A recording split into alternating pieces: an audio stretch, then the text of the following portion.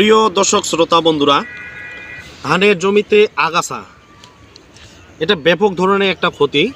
যে ধানের জমিতে আগাছা যদি হয় কি কি ক্ষতি করে এবং কিভাবে ক্ষতি করে এর প্রতিকার বিষয়ে অবশ্যই আমরা আজকে জানব।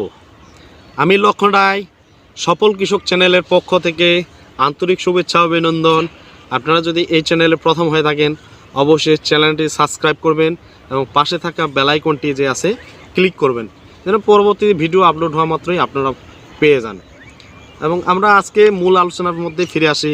মূল আলোচনা হচ্ছে ধানের জমিতে যে আগাছা হয় কিভাবে ক্ষতি করে, এর প্রতিকার স্বরূপ কি, আজকের এই বিস্তারিত আলোচনা আর কি। তে ধানের জমিতে যে আগাছা হয় কি কিভাবে ক্ষতি করে এই বিষয়ে কাঙ্ক্ষিত ফসলে অনাকাঙ্ক্ষিত উদ্ভিদ জন্ম দেওয়াকেই বলা হচ্ছে আগাছা। ধানের জমিতে যদি আপনাদের সরিষার গাছ হয় এবং ভুট্টার গাছ এবং যে কোনো জাতীয় উদ্ভিদ যদি জন্ম নেয়, আমরা এটাকেই বলি হচ্ছে আগাছা। এই আগাছা কিভাবে ক্ষতি করে এবং আগাছা কত প্রকার? আগাছা হচ্ছে 3 প্রকার। এক, ঘাস, শেষ এবং হচ্ছে চড়া পাতা। ঘাস আমরা কোনটাকে বলি? সেমা, খুদে সেমা। এবং শেষ জাতীয় ঘাসকে আমরা বলি যেমন ছোট শেষরা, বড় শেষরা, মুথা, হলদে মুথা। এই জাতীয় আগাছাকেই আমরা বলি হচ্ছে শেষ জাতীয়। এবং চড়া পাতা জাতীয় যেটাকে বলা হয় পানিডোগা, পানিকচু, ঝিলমরিচ, শাপলা, আমরুল, এই জাতীয় আগাছাকেই আমরা বলি হচ্ছে চড়া পাতা জাতীয়। এই আগাছা কিভাবে ক্ষতি করে? প্রথমত ধানের জমিতে আগাছা জন্ম নিলে মাটি শক্ত হয়।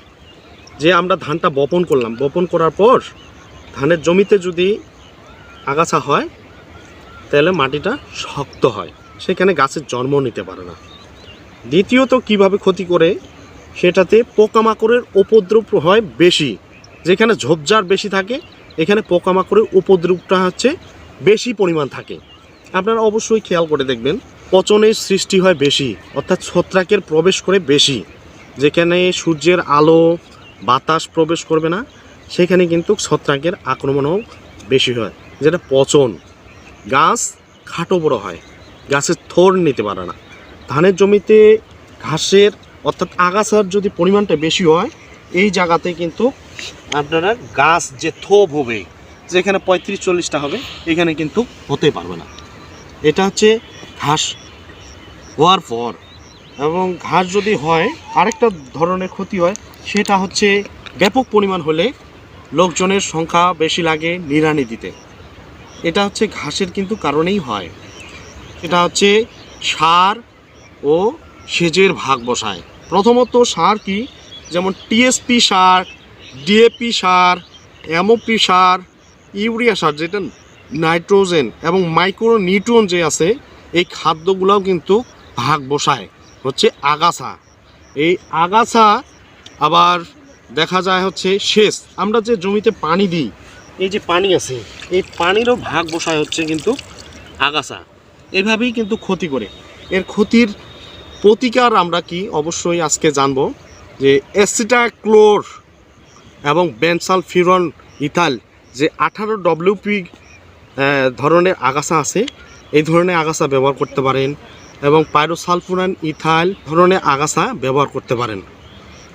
এই অ্যাসিটাক্লোর এবং বেনসালফিউরল যে গ্রুপের আছে 18 WP, যেমন নির্মূল, সিটাটপ, ঝিলিক, অ্যামারাস, তারপরে চেঞ্জার, এই ধরনের আগাছা ব্যবহার করে আপনারা এই আগাছা দমন করতে পারেন।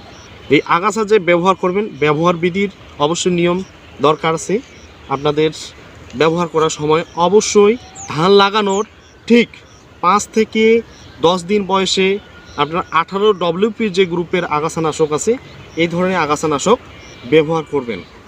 অবশ্যই জমিতে 2 থেকে 2.5 ইঞ্চি, অর্থাৎ এই যে ধরনের দেখেন 2 থেকে 2.5 ইঞ্চি পানি কিন্তু অবশ্যই ধরে রাখতে হবে। এবং আইলের যে চারপাশে আছে, এই চারপাশের আইলগুলো বেশ সুন্দর করে ভরাট করে নিতে হবে, যে এই জমি থেকে ওই জমিতে পানি না যায়। এবং জমিটাকে সমতল করে নিতে হবে, যেমন একবারে সম আকৃতি, এভাবে যেন ভরাট পানি থাকে। যেখানে উঁচা থাকবে ওইখানে ঘাস হওয়ার সম্ভাবনা বেশি থাকে, সেইখানে কাজটা হয় কম।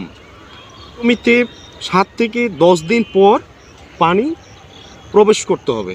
এইভাবেই আপনারা করবে। কতটুকু শতাংশ ব্যবহার করব, যে 18 WP যে আগাছানাশক আছে আপনারা 50 শতকে 100 গ্রাম করে ব্যবহার করবেন।